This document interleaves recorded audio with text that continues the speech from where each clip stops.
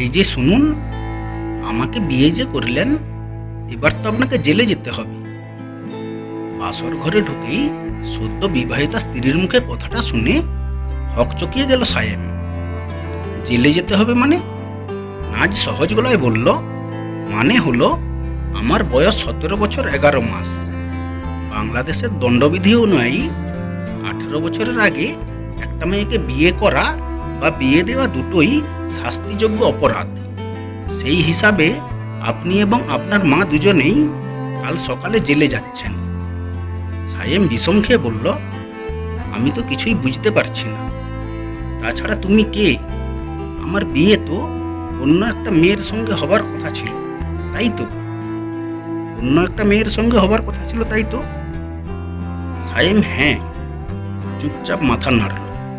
আর বলবেন না, আমি তো এসেছিলাম আপনার বিয়েতে কাচ্চি খাবার লোভে। শুনেছিলাম আপনার বিয়েতে নাকি হানিফ বাবুজি নিজের হাতে কাচ্চি রান্না করবে। প্রথম বেচে খেতে বসবো, তখনই আপনার মা আমাকে খপ করে ধরে নিয়ে গেলেন। পরে শুনলাম যে মেয়েটার সঙ্গে আপনার বিয়ে হওয়ার কথা ছিল, সে নাকি ভেগে গেছে। ভেগে গেছে মানে? ভেগে গেছে মানে পালিয়ে গেছে, তাও আবার বয়ফ্রেন্ডের সঙ্গে। এর পরের ঘটনা শুনুন।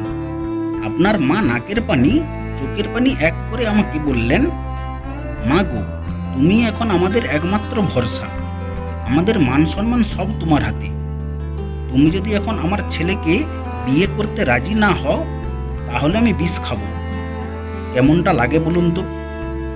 একে তো আমি মানুষের কান্না সহ্য করতে পারি না, তার উপরে আবার বিষ খাওয়ার থ্রেট। বাধ্য হয়ে রাজি হতেই হলো। সায়মের চোখ মুখ ইতিমধ্যে অগ্নিবর্ণ ধারণ করেছে। ঝড়ের গতিতে ঘর থেকে বেরিয়ে গেল সে।